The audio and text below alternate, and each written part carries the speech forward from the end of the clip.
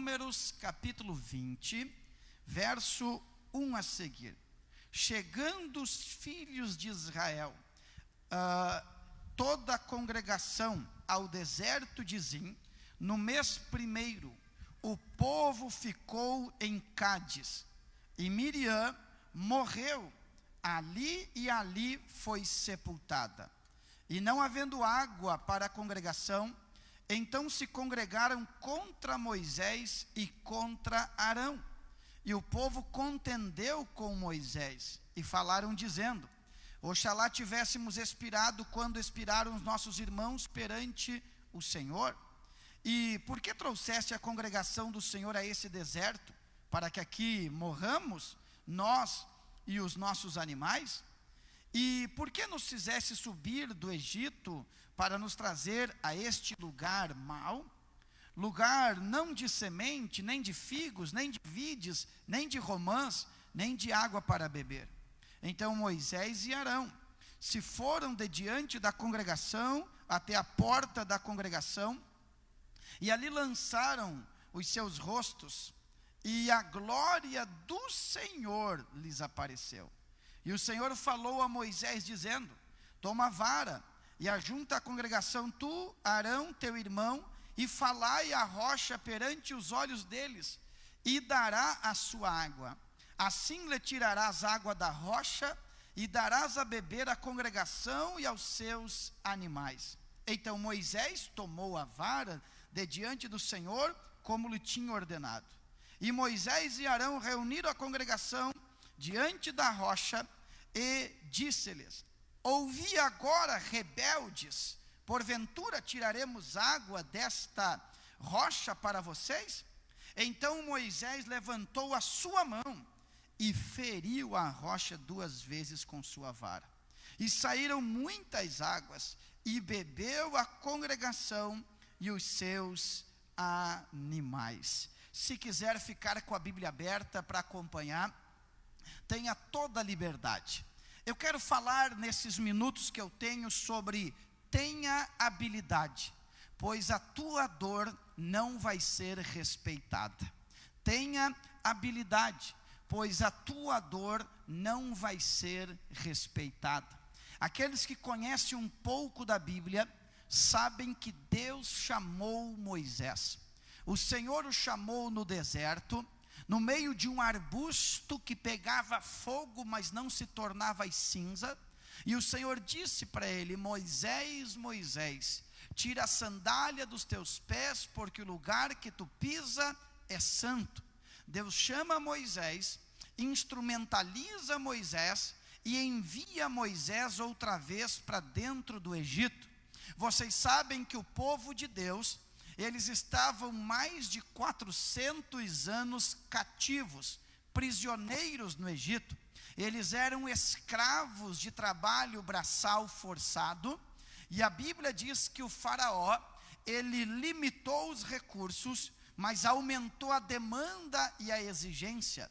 E o texto bíblico diz que o povo começou a clamar, e então Deus ouviu o clamor e chama Moisés para ser o libertador. Moisés era um homem treinado em toda a ciência do Egito, mas Deus não usa o seu gabarito, Deus não usa o seu cabedal de conhecimento, mas Deus diz a Moisés que Deus seria glorificado por intermédio de um pedaço de madeira envelhecido, um galho que já estava seco, que a Bíblia chama de vara ou de cajado, e por intermédio daquele instrumento, os milagres aconteceriam. Os irmãos sabem que antes do povo sair do Egito, houveram 10 pragas, eram sinais de Deus, declarando a sua soberania sobre qualquer governo, e declarando que a sua vontade jamais será impedida por qualquer reino que seja. Deus liberta o povo do Egito, e agora eles vão peregrinando pelo deserto. Deus manifesta o seu braço forte. Era Moisés falar e Deus assinava embaixo. Imaginemos o Mar Vermelho, a famosa história em que Moisés vai caminhando, levanta aquele cajado e o mar se abre. Não bastava o mar se abrir, quando o povo de Deus chega na outra margem e o povo do Egito se mete naquele caminho, a Bíblia diz que eles são travados, e quando o povo passa o último, a Bíblia diz agora que as águas se fecham e todo o exército do Egito acaba perecendo. A glória de Deus era visível, era palpável. Tem um texto na Bíblia que diz que este Moisés, ele entra na sua tenda e uma nuvem desce sobre a tenda. Era a glória de Deus se manifestando.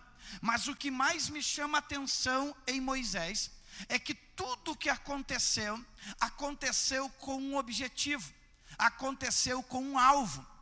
Ele tira o povo do Egito e a meta é entrar em uma terra melhor. Eles saem do Egito, eles peregrinam pelo deserto, eles vencem os obstáculos para entrarem em uma terra que Deus descreveu. Esta terra mana leite e mel. O que o texto quer dizer é que aquela terra era abençoada e que tudo que eles plantaram, agora eles iam colher. Era o momento da realização do sonho, era o momento da recompensa. Mas quem lê a Bíblia sabe que Deus não permite Moisés entrar na terra.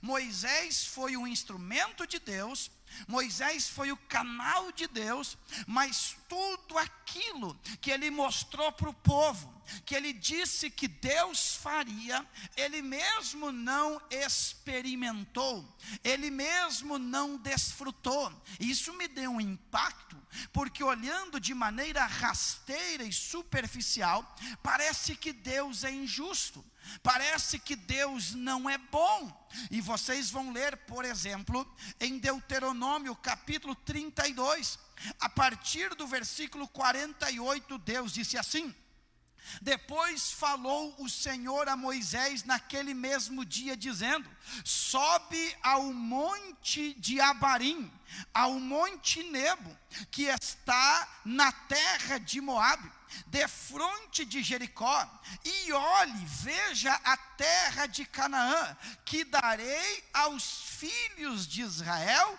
por possessão, e você morra no monte, o qual subirás, e recolhe-te ao teu povo, como Arão teu irmão morreu. Deus está dizendo: sobe naquele monte e olhe para aquilo que eu prometi, mas você não vai desfrutar disso aí.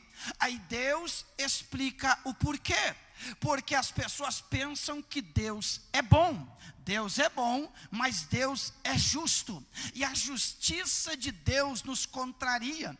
Porque geralmente quando algo ruim nos acontece, a gente tem uma leitura de justiça própria. A gente diz assim: se eu sou bom, por que eu sofro? Se eu sou bom, por que Deus não me dá tal coisa? Quem lhe garante que você é bom? Quais os critérios que você usou para avaliar a sua vida? Os teus critérios não valem. O que vale são os critérios de Deus, que não aceitam suborno, que não aceitam conveniência, que não se vendem, mas são justos. Deus explica no capítulo 32 e versículos 51 e 52 de Deuteronômio: porquanto prevaricaste contra mim no meio dos filhos de Israel, nas águas da contenção em Cádiz, no deserto de Zim, pois você não me santificou no meio do povo, você foi influenciado pelo povo, e você não me honrou, pelo que verás a terra diante de ti, porém não entrarás nela, na terra que eu vou dar ao povo. Aí eu parei para pensar, o que Deus pode querer me ensinar no dia 24 de março, neste domingo à noite? O que esse texto tem a ver com a sua vida? Tem tudo a ver, porque nós construímos uma ideia de reciprocidade. Nós pensamos que pelo fato de fazermos o bem, sempre receberemos o bem, e não é assim. É por isso que o apóstolo Paulo, escrevendo na sua segunda carta aos Coríntios, no capítulo 12 e versículo 15, ele diz assim: eu me gastarei e me deixarei gastar por vós, ainda que amando vocês mais, seja eu menos amado. Paulo está dizendo: o que eu faço por vocês não depende da lei do retorno, não depende da reciprocidade, porque eu me gasto e eu vou me permitir gastar, mas tem hora que vocês não vão me amar. A grande questão é esta: como pode alguém oferecer tantas coisas boas na horizontal? Como pode alguém abençoar todos ao seu redor sem necessitar do reconhecimento como combustível? É porque eu somente posso dar nesta direção da horizontal aquilo que eu recebi da vertical. Enquanto eu esperar por quem está ao meu redor, eu vou me cansar, eu vou me sentir esgotado, porque o ser humano não tem capacidade de dar à altura aquilo que recebe. Mas eu tenho uma notícia para lhe dar: você pode todas as coisas, não em quem está ao seu redor,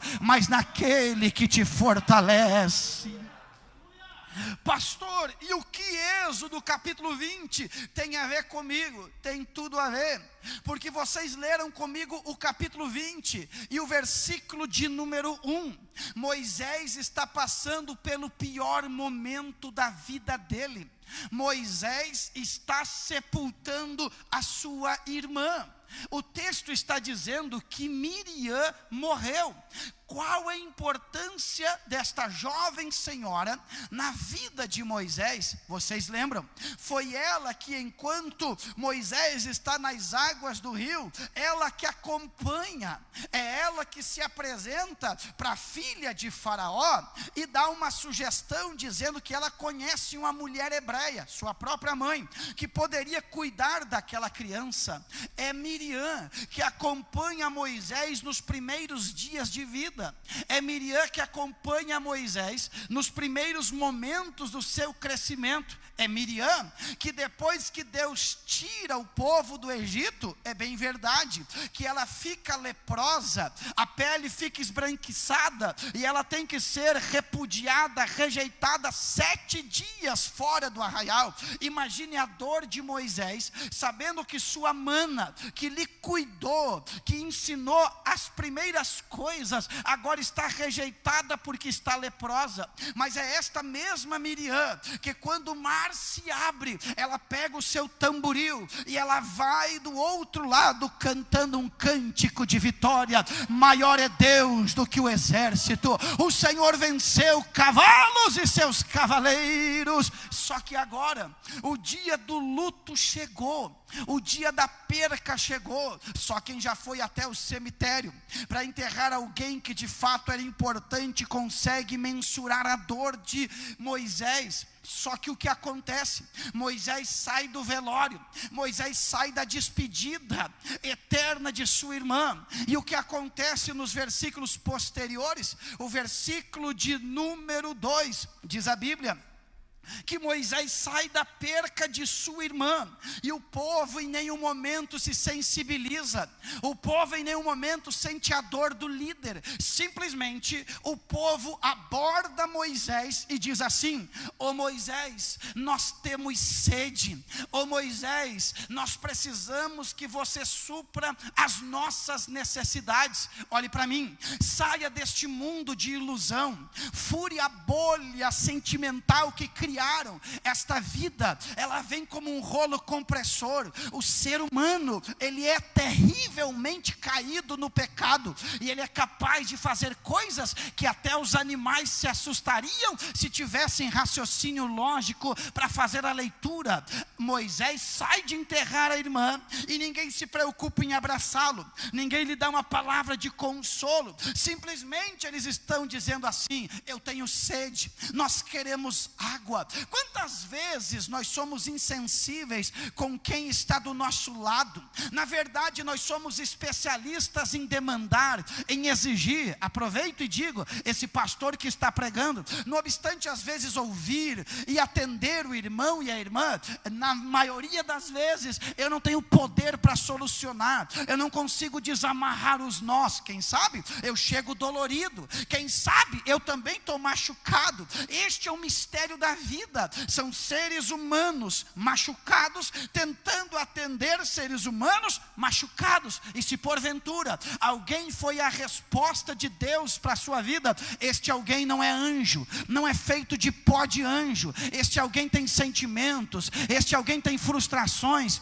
este alguém tem tristezas, e eles só querem a água. Eles não se preocupam com Moisés. Eu quero que esta noite o Senhor mova você. A vida não gira em torno do seu umbigo, e se você acha que as coisas têm que girar em torno de ti, tu está com labirintite, esse é o teu problema. Saia desta bolha, assuma a tua responsabilidade e diga: eu vou amadurecer, bendito Deus. Quantas vezes a esposa, ela está no momento de dor, no momento de constrangimento, de luto, e o companheiro só sabe exigir, sabe demandar. Quantas vezes o irmão está numa pressão no emprego, numa pressão lá na empresa, não quer perder o trabalho porque ele é o baluarte que sustenta a casa, mas a esposa com sua insensibilidade, queridas, TPM dá nas senhoras. Homem não tem TPM, mas tem tristeza, tem emoções, nem sempre são austeros, nem sempre são ásperos, nem sempre são feitos de ferro. Há uma necessidade de ler aquilo que está acontecendo na vida alheia. Daqui um pouco a gente ouve notícias que nos entristecem e nos levam a um pensamento: porque eu não percebi, porque eu não entendi. Moisés, eu quero água. Tem gente que quer água, mas não sabe que você saiu do cemitério. Tem gente que quer água, mas não sabe que você saiu da dor. Recebe esta palavra: Deus é quem cuida de ti, Deus é quem cuida da tua alma. Em segundo lugar, veja o que diz o verso de número 3 e 4. Eles saem da dor, eles são insensíveis, e o pior, eles começam a maquinar e a potencializar as críticas. Eles dizem assim: ei, era melhor estar no Egito. Por que você se meteu em nos tirar do Egito? Eles não compreenderam o propósito de Deus, que eles estão indo para uma terra boa, uma terra da promessa. Eles vão vencer os desafios, mas para chegar lá tem o processo. Mas eles procuram um culpado, e como não acharam, olharam para Moisés e disseram: Moisés é o culpado, é Moisés que nos tirou. Irmãos, olhe para cá, ó. Pessoas insensíveis se tornam ingratas. Pessoas que não conhecem a história dos outros se tornam ingratas, porque Moisés tirou eles do... Gente, eles eram escravos, eles comiam pouco e trabalhavam muito, eles ficavam debaixo do sol, eles eram miseráveis, eles não eram tratados como ser humano individual e social, eles eram excluídos, eles não tinham poder nem para governar os filhos. Quem mandava era o reinado do Egito. Agora eles estão passando dificuldade, eles estão passando problema, mas eles estão indo para a direção da promessa. Só que é preferível buscar um culpado do que ajudar a vencer o processo. Olhe para mim aqui, filho. Você que olha para o seu pai e a sua mãe, você não vê um palmo na frente do seu nariz, você não tem nem condições de lavar a cuequinha suja, mas na hora de olhar para o pai e para a mãe, ignorando o processo, a dificuldade, a luta, dá para reclamar da comida, dá para reclamar da cama, dá para reclamar da casa. Por quê? Os teus amiguinhos na escola têm uma casa melhor, mas os processos da vida são diferentes. Então, ao invés de criticar, diga: se vamos passar pelo deserto, eu estou junto. Se vamos vencer gigante, eu estou junto, bendito Deus.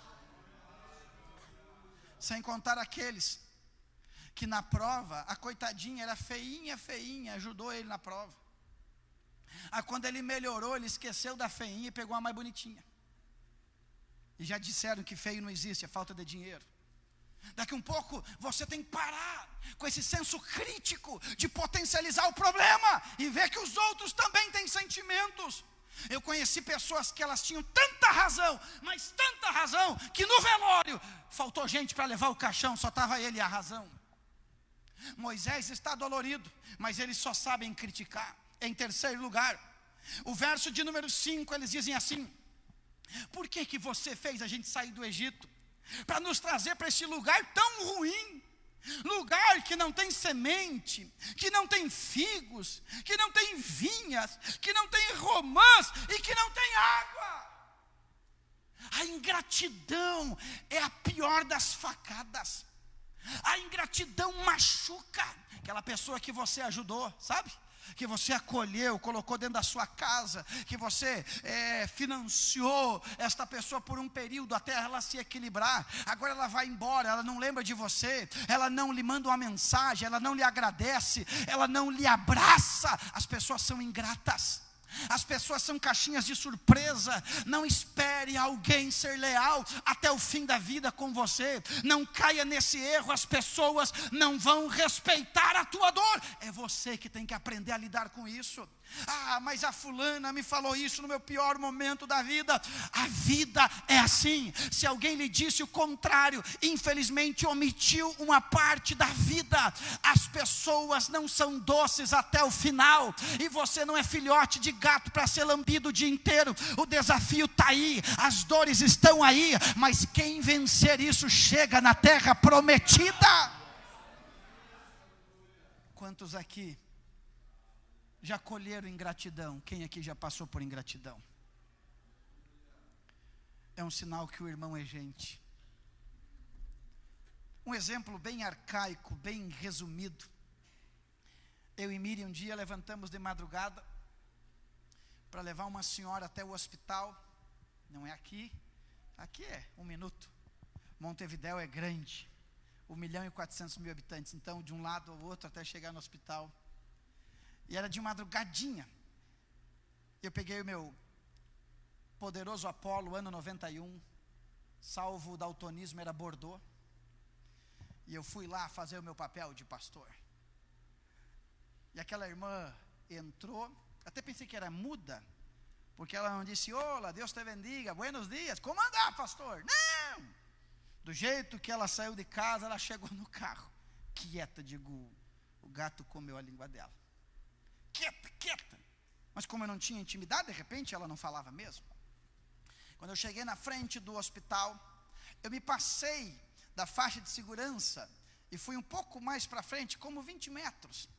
Quando eu parei e abri a porta para aquela senhora sair, ela decidiu falar. Ela disse assim: não dava para estacionar delante de la puerta. Não dava para estacionar na frente da porta. A única coisa que ela falou foi a reclamação de 20 metros de erro de cálculo da porta do hospital. Os quilômetros que ela andou, ela não agradeceu. As pessoas são assim. As pessoas convidam você para você dar um conselho para elas. Elas não querem ouvir o seu conselho. Elas querem que você concorda com elas no que elas estão falando. E quando você discorda, elas criam um texto e colocam a tua assinatura, como se você tivesse falado. E o que você faz? Desanima? Não, você não trabalha pelos ingratos. Você trabalha por aqueles que dão fruto para a glória de Deus. Moisés está vindo do enterro e está colhendo a insensibilidade, está colhendo as críticas e está colhendo a ingratidão. A grande pergunta é esta, pastor: tem segredos nesse texto que me ajudam a vencer e ter habilidades para tratar com esta dor que potencializaram na minha vida? Claro que sim. Esse texto vai me ensinar pelo menos 3 princípios para eu aprender a lidar com a minha dor, já que os outros não vão respeitar ela. 3 princípios que você tem que aprender, para você não depender dos outros, para você não ser um dependente emocional, para você não ser uma criança de 50 anos. Quais são os princípios? E lembremos-nos que ele perdeu o equilíbrio. Foi em função desta dor mal resolvida que ele fere a rocha. Foi em função desta pressão que o povo deu, que ele perdeu a maior bênção. Queridos, conselho de Deus: não perca a tua bênção por culpa dos outros. Não perca a tua bênção porque os outros te pressionaram. Eu quero dizer uma coisa: a única alma que você é obrigado a levar para o céu é a tua, oh glória. Se você não conseguir ganhar outros, você não tem o direito de perder a sua alma. Recebe esta palavra em nome de Jesus. Quais são esses conselhos? Primeiro conselho: descanse. Não saia do luto para resolver outros problemas. Descanse. Não saia do luto para resolver outros problemas. Você não é de ferro. Vai acumulando, vai acumulando, vai acumulando, e daqui um pouco desmorona de tal maneira que ninguém mais consegue te reconstruir. Alguém já disse aqui na igreja, os mais próximos, não sei se é verdade, que quando eu não estou legal, eu entro direto para orar aqui no púlpito. Pode ser que seja verdade, né, Carlinhos? Eu venho direto, porque, salvo o contrário, eu geralmente cumprimento todo mundo. Mas às vezes é melhor se ausentar do que estar doente nas relações. Às vezes é melhor sair do campo e ir para o vestuário, vou usar essa figura de linguagem, e administrar as emoções. É como púlpito. Púlpito não há lugar para judiar o povo. Então, se eu estou machucado, é melhor eu não pregar, é melhor eu não falar, é melhor eu ouvir. Então olhe para mim aqui, ó. Tem coisas que não é para resolver agora, tem coisas que é para esperar. Se a dor está latente, se a infecção está viva, diga assim: eu me cure primeiro, para depois eu me tornar efetivo. Bendito seja Deus. Se você ler Gênesis capítulo 28, versículo 10 e 11, a Bíblia diz que Jacó fez as suas viagens de Padã Arã, mas daqui um pouco ele chegou na noite, nem que era uma pedra, ele pegou a pedra e usou como travesseiro e disse: eu já caminhei demais, é hora de descansar. Eu levanto a minha mão com fé para liberar uma profecia. É um tempo de descanso para você, é um tempo de descanso para a sua casa, é um tempo de descanso para o seu coração, é um tempo de descanso para o seu ministério. Recebe esta palavra em nome de Jesus. É um tempo de deitar e pegar no sono. Esta síndrome que rouba o teu sono, que o teu corpo está cansado, mas a tua mente não para de pensar, vai acabar. Jesus te dará descanso. Jesus te dará descanso. Glória. Aleluia. A gente vai tentando resolver todos os problemas. Às vezes eu atendo irmãos queridos que carregam um peso que não pertence a eles. Eu não posso levar peso dos que não pertencem a mim, porque Jesus não se responsabiliza com aquilo que Ele não me deu para eu levar. Então Moisés, ele poderia ter evitado, evangelista genuíno, se ele saísse daquele momento de luta e dissesse: agora é o meu momento. Porque a Bíblia diz em Eclesiastes que há tempo para todas as coisas. É tempo de rir e tempo de chorar. Ei, tempo de abraçar e tempo de se afastar. Não caia no erro de achar que ser crente é abraçar todo mundo, abraçar toda hora, está metido na casa dos outros. Não é. Tem tempo de abraçar e tem tempo de se afastar. Andar sozinho não é ruim, não significa que eu não lhe ame, significa que eu tenho que me curar primeiro. Em segundo lugar, o que Moisés me ensinaria? Ele me diria, em primeiro lugar: descanse, não saia do luto para resolver problema. Mas em segundo lugar, ele me diria assim: priorize os aspectos divinos e não se apegue à tendência do povo. Moisés saiu dos maiores milagres do ministério dele. Agora falta água, e quando um líder começa a olhar para a necessidade do povo e esquece da vontade de Deus, ele perde a terra prometida. É como um pai de família. Você não foi chamado para suprir todas as carências dos teus filhos. Inclusive filhos que têm tudo são péssimos cidadãos amanhã para a sociedade. E nós geralmente temos esta ideia: eu vou dar tudo o que eu não tive. Você se tornou quem se tornou pelas coisas que você não teve, não por aquilo que você teve. As privações fortalecem o caráter. O não edifica mais do que ouvir o sim. Então Moisés, quando ele para de ouvir Deus e ele ouve o povo, ele perde o equilíbrio. Eu profetizo: você ouvirá mais a voz de Deus do que a voz das pessoas que estão ao seu redor. Pastor, que palavra é esta no domingo? É para mim, é para ti, porque amanhã você ouvirá vozes, e estas vozes vão tentar tirar o foco divino. Estas vozes terrenas, contaminadas por uma sociologia pecaminosa, que não honra os deveres divinos, que não honra os princípios eternos, vão tentar desviar você. E é perigoso quando um crente começa a fazer a leitura com uma visão terrena. Eu quero dizer, as coisas da terra mudam, os princípios do céu não mudam. Ouça a voz de Deus. Ei, Moisés, ouça a voz de Deus e não do povo. O que estão falando, que estão tentando desanimar você? O cego de Jericó, César, clamava e clamava e clamava, e alguém dizia: o que, Cezão? Fique quieto, não clame. Mas ele não ouve a voz do povo, ele quer ouvir a voz de Jesus. Oh glória, eu profetizo em nome de Jesus, haverá sensibilidade para ouvir a voz de Deus, haverá sensibilidade para ouvir a voz de Deus. Oh glória. E em terceiro e último lugar, o que Moisés diria, e eu queria que você dobrasse a atenção agora. É verdade que Moisés erra, sim ou não? Sim. Mas eu pergunto aos irmãos: não obstante o erro de Moisés, Deus foi injusto? Não. O que eles precisavam nesse tempo? Diga comigo: água. Moisés errou, Moisés perdeu o equilíbrio, o tempero. Mas pergunto: Deus deixou o povo sem água, sim ou não? Deus mandou água. O que Moisés me diria isso?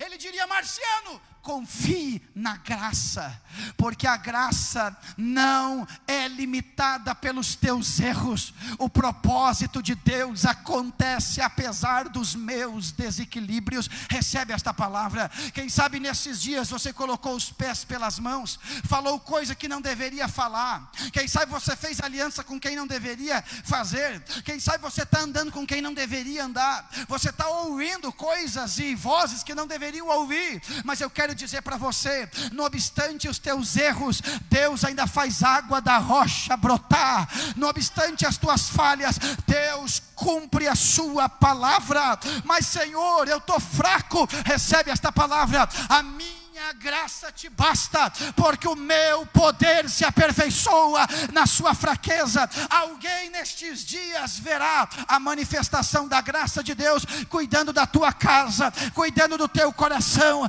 cuidando da tua empresa, cuidando do teu ministério, cuidando dos teus relacionamentos. Quem recebe esta palavra hoje é a graça. Se coloque em pé comigo agora.